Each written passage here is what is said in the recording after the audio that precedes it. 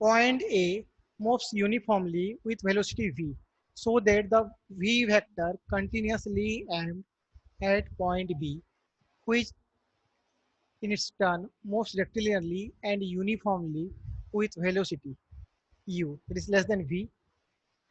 At the initial moment of time, v is perpendicular to u, and the points are separated by a distance L. How soon will the point converge? तो initially दोनों के बीच में distance है L.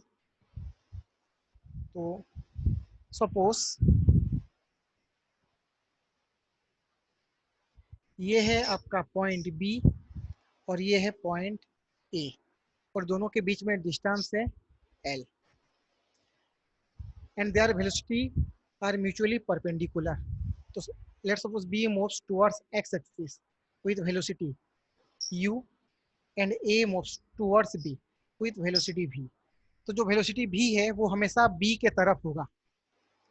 तो इसका मतलब ये हो गया कि जैसे कि v मूव हो रहा है x एक्सिस में, तो जो v है वो भी हमेशा मूव होगा टूवर्ड्स b, एंड फाइनली दोनों यहाँ पे कोलिजन करेंगे. तो क्वेश्चन में गिवन है velocity v is always towards the b. उसका मतलब ये हो गया कि जैसे कि मान लो किसी इंस्टेंट पे यहाँ पे है आपका b, तो जो वेलोसिटी होगा v that is point towards b, तो इस डायरेक्शन में होगा आपका velocity v. It is always towards b, always towards b.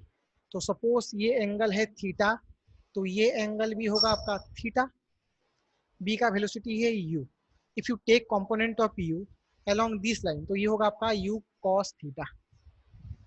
तो यहाँ पे देखो एट एनी इंस्टेंट और एट एन एंगल थीटा, अगर मैं लिखूं वेलोसिटी ऑफ अप्रोच, तो वेलोसिटी ऑफ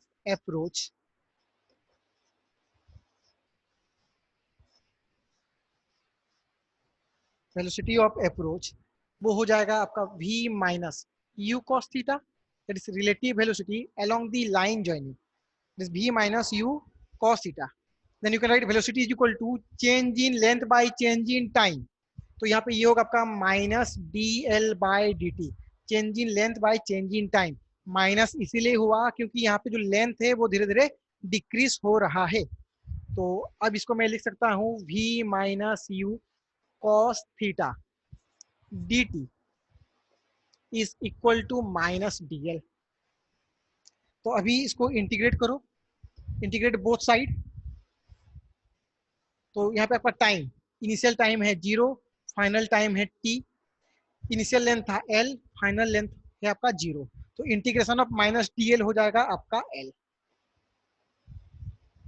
तो यहाँ पे देखो ये हो गया आपका l, and l is equal to integration of, you can write v dt minus u constant है, take outside, cos theta dt. Time हो गया आपका यहाँ पे 0 से t, 0 से t. So this is your v into T minus u, integration 0 to t cos theta dt. तो अब इस इक्वेशन में हम इसको इंटीग्रेट नहीं कर पाएंगे क्योंकि थीटा भी वेरिएबल है और टाइम भी वेरिएबल है. तो यहाँ पे देखो अभी तो total displacement of B along X axis, मान लो ये हो गया आपका total displacement of B along X axis, ये है displacement along X axis of B. तो अलोंग एक्स एक्सिस बी का जितना डिस्प्लेसमेंट हो रहा है उतना ए का भी हो रहा है. दोनों का displacement along X axis same है. तो for A and B displacement of A along x axis is equal to displacement of B along x axis. तो displacement of B along x axis को simply लिख सकते हो आप ut, that is initial velocity u, total time t. तो displacement of A along x axis वो भी हो जाएगा आपका ut. so ut is equal to displacement of A along x axis. तो x axis में velocity क्या है,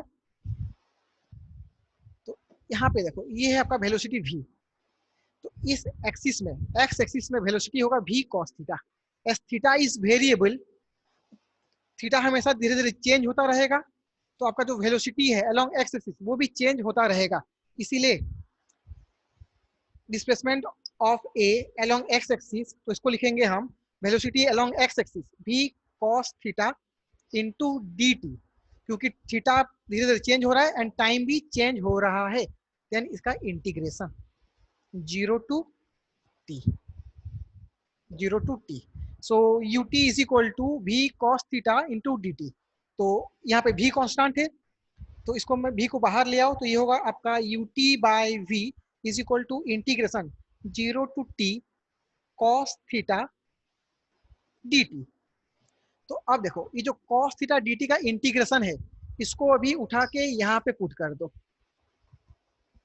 जो है आपका यहाँ पे L is equal to V T minus U integration of cos theta D T, तो अगर मैं वहां पे पुट कर दूं तो ये हो जाएगा आपका L is equal to V T minus U T by we,